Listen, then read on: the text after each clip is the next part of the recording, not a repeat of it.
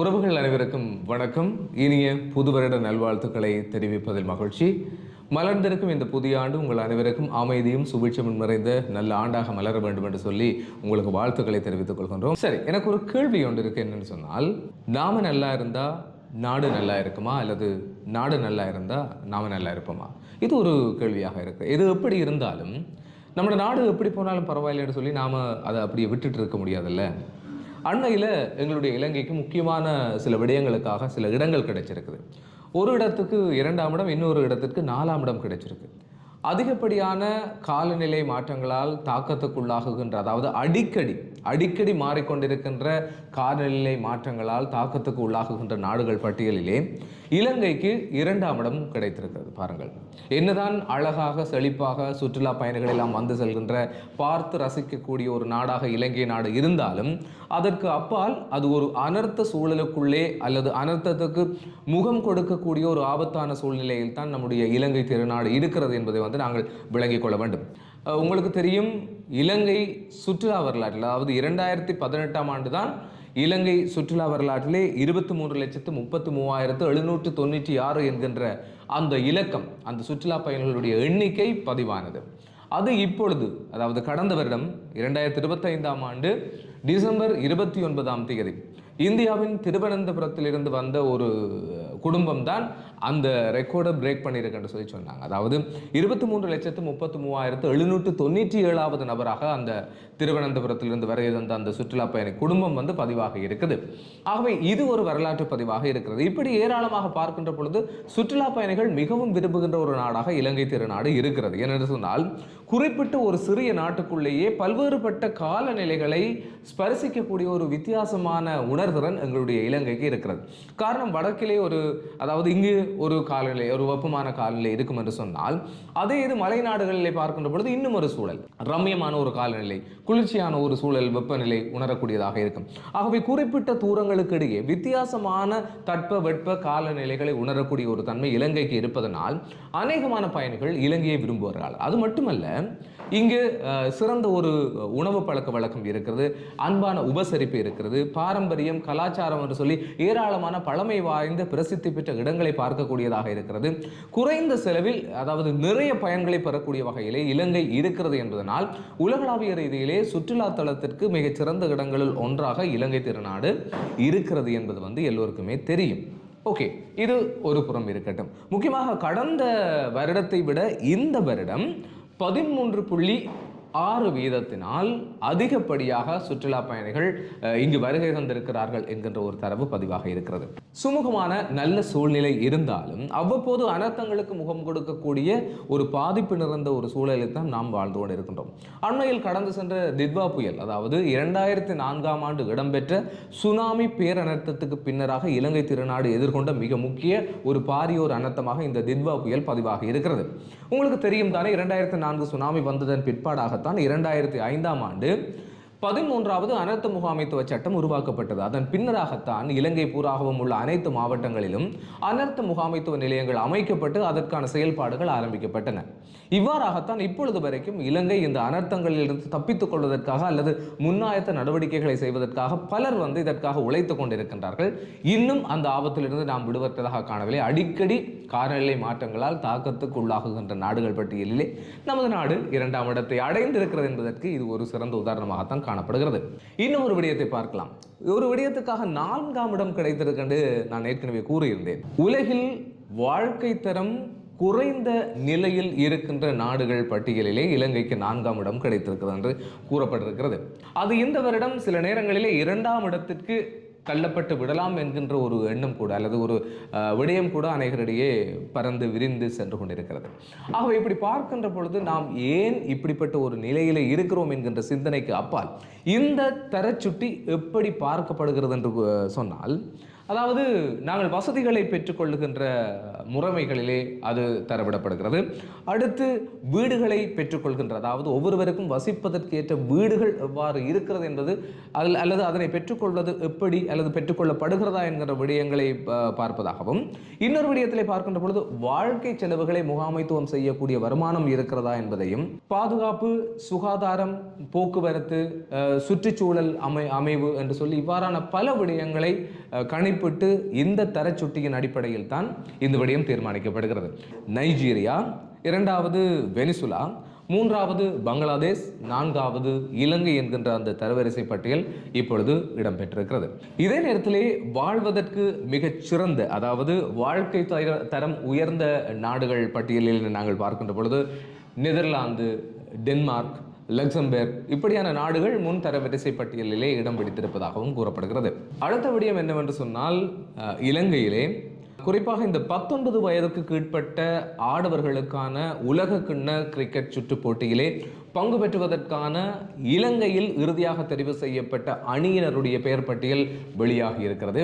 குறிப்பாக ஜிம்பாப்வே மற்றும் நமீபியா ஆகிய இடங்களிலே ஜனவரி 15ஆம் தேதி முதல் பிப்ரவரி 6ஆம் தேதி வரைக்கும் இந்த உலகக்கிண்ண போட்டி நடைபெற காத்திருக்கிறது. அதாவது 19 வயதுக்குட்பட்ட ஆடவர்களுக்குரிய கிரிக்கெட் சுற்று போட்டி. இலங்கை கட்டுப்பாட்டு, அதாவது இலங்கை கிரிக்கெட் கட்டுப்பாட்டு சபை இதிலே பங்கு பெற்று போகிற அந்த அணியினருடைய பெயர்களை உத்தியோகபூர்வமாக வெளியிட்டிருக்கின்றார்கள். இதில் முக்கியமாக குறிப்பிட வேண்டிய ஒரு விடயம், இந்த அணியிலே 3 தமிழ் பேசும் நபர்களாக இடம் பிடித்திருப்பது பெருமைக்குரிய விடயம். இதிலே முக்கியமாக வடக்கை பிரதிநிதித்துவப்படுத்துகின்ற வகையிலே யாழ் பரியோவான் கல்லூரியில் இருந்து, அதாவது ஜெப்னா செயின்ட் ஜோன்ஸ் காலேஜில் இருந்து குகதாசன் மதுலன் என்கின்ற சுழற்பந்து வீச்சாளர் இடம்பெற்றிருப்பது பெருமைக்குரிய விடயம். இவரை விட இன்னும் 2 இருக்கின்றார்கள். அவர்கள் யார் என்று பார்க்கலாம். குறிப்பாக Colombo Saint Joseph college Maradana சார்பாக விக்னேஸ்வரன் ஆகாஷ் அவர்களும், அதே போல கொழும்பு வெஸ்லி காலேஜ் சார்பாக ஸ்ரீராம் ஆகிய 2 இடம் பிடித்திருக்கின்றார்கள். ஆகவே என்னதான் இருந்தாலும் எங்களுடைய தமிழ் வீரர்கள் இடம் பிடிப்பது என்பது நமக்கு பெருமைதானே. இப்பொழுது பார்க்கின்ற பொழுது இவ்வாறான விளையாட்டுகளை இலங்கையிலே நடாத்துவதற்கு, இவ்வாறான போட்டிகளை நடாத்துவதற்கு சர்வதேச கிரிக்கெட் மைதானங்கள் இருக்கின்றன என்பது எல்லோருக்குமே தெரியும்.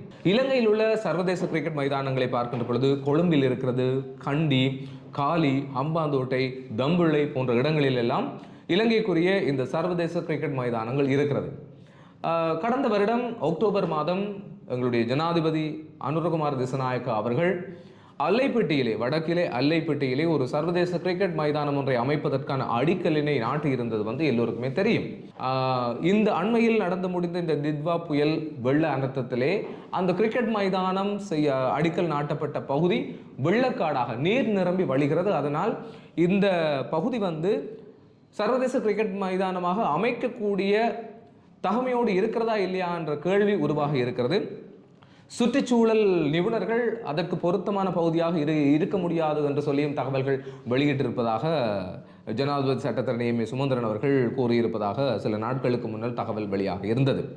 உண்மையில் இதுவரையில் இலங்கையில் பார்க்கின்ற பொழுது 7 சர்வதேச கிரிக்கெட் மைதானங்கள் இருக்கின்றன. இந்த அடிக்கல் நாட்டப்படுவது வெறுமனே, அதாவது ஒரு இடத்திலே சர்வதேச கிரிக்கெட் மைதானம் அமைவது என்பது சாதாரணமான ஒரு விடயம் அல்ல. குறிப்பாக ஒரு நாட்டினுடைய பொருளாதாரம், ஒற்றுமை, நகர அபிவிருத்தி இவ்வாறான பல விடயங்களை உள்ளடக்கியதான அல்லது பல விடயங்களிலே தாக்கம் செலுத்த போகின்ற ஒரு விடயமாகத்தான் இந்த சர்வதேச கிரிக்கெட் மைதானத்தினுடைய அமைவு அந்த பிரதேசத்துக்குள் அமையப்பெறுவதாக அல்லது மாற்றத்தை ஏற்படுத்த போவதாக இருக்கும்.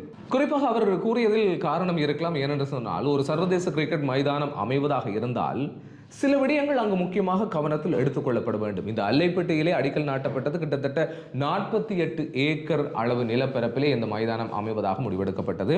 ஆகவே இந்த மைதானத்தினுடைய வேலைகள் ஆரம்பிப்பதற்கு முன்னராகவே இயற்கை அதற்கான சோதனையை கொடுத்து விட்டது. ஆனால் ஒரு சர்வதேச கிரிக்கெட் மைதானம் ஒரு இடத்திலே அமைய வேண்டும் என்று சொன்னால் அமைப்பதற்கு யோசிப்பதற்கு முன் அவர்கள் சில விடயங்களை அவதானிக்க வேண்டும். சில விடயங்கள் அந்த பகுதி அதற்காக தகுதியுடையதா என்பதை கூட தீர்மானிக்க வேண்டிய ஒரு சூழ்நிலை இருக்கிறது. குறிப்பாக இடத்தேர்வு. இடத்தினுடைய தேர்வு அங்கு மிக முக்கியமாக கவனிக்கப்படும். அதாவது நகரத்திற்கும் விமான நிலையத்துக்கும் இருக்கின்ற தூரம், போக்குவரத்து, வாகன வசதிகள், சுற்றுப்புறச் சூழல் மிக பொருத்தமானதாக இருக்க வேண்டும். குறிப்பாக அதிகப்படியான சன நெரிசல் இல்லாத இந்த வசதிகளுக்கு ஏற்ற வகையிலே அந்த இடம் சரியாக இருக்கிறதா என்பது முதலில் தீர்மானிக்கப்பட வேண்டும். இரண்டாவதாக நிலத்தினுடைய தன்மை. அந்த நிலம், அதாவது லேண்ட் அண்ட் சாயில் என்று சொல்லி அந்த செக்அப் எல்லாம் செய்வாங்க. அந்த பந்து தளம் பொருத்தமாக இருக்கா, அதுக்குரிய நிலமாக இருக்கான்றதை பார்க்க வேண்டும். மற்றது மழை பெய்தால் வெள்ளம் தங்க முடியாத, வெள்ளம் வழிந்தோடக்கூடிய ஒரு இடமாக இருக்க வேண்டும். குறிப்பாக மேட்டு பகுதியாக இருக்க வேண்டும். நல்ல பரந்த நிலப்பரப்பாக இருக்க வேண்டும்.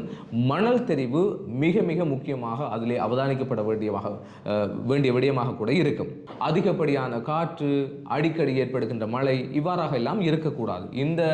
இந்த இப்படியான காலநிலை இல்லாத இடமாக இருக்க வேண்டும். வருடம் முழுவதும் போட்டி நடத்தக்கூடிய ஒரு வாய்ப்புள்ள இடமாக இருக்க வேண்டும். அதே நேரத்திலே மழைநீர் வடிகால்கள் அங்கு அமைக்கப்படக்கூடியதாக, நீர் வழிந்தோடக்கூடிய வசதி வாய்ப்போடு இருக்கக்கூடியதான தகவமைப்புகளும் சுற்றுச்சூழல் அமைப்புகளும் இருக்க வேண்டும். இதிலே குறிப்பாக அடிப்படையான சில வசதிகள் அங்கு முக்கியமாக கருதப்பட வேண்டியதாக இருக்கும்.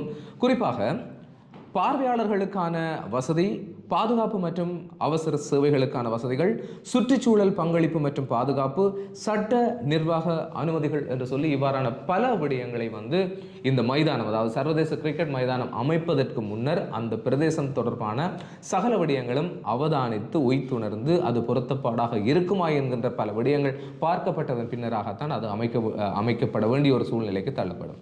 ஆகவே இந்த நிலையிலே இந்த அல்லைப்பட்டி சர்வதேச கிரிக்கெட் மைதானத்தினுடைய அமைவு இப்பொழுது இந்த காலநிலை மாற்றங்களால் ஏற்பட்ட தாக்கங்களினால், பாதிப்புகளினால் ஒரு கேள்விக்குறியாக மாறிக்கொண்டிருக்கிறது. பார்க்கலாம், சுற்றுச்சூழல் நிபுணர்கள் இந்த அல்லைப்பட்டி பகுதி சர்வதேச கிரிக்கெட் மைதானம் அமைப்பதற்கு பொருத்தமானதாக இருக்குமா இல்லையா என்கின்ற முடிவை அவர்கள் தான் எடுக்க வேண்டும். அதை பொறுத்திருந்து நாங்கள் பார்க்கலாம். இந்த புதிய ஒரு சூழலில், புதிய ஒரு பின்னணியிலே இன்றைய தினம் இந்த காணொளி பதிவு செய்யப்பட்டிருக்கிறது. பார்க்கலாம்.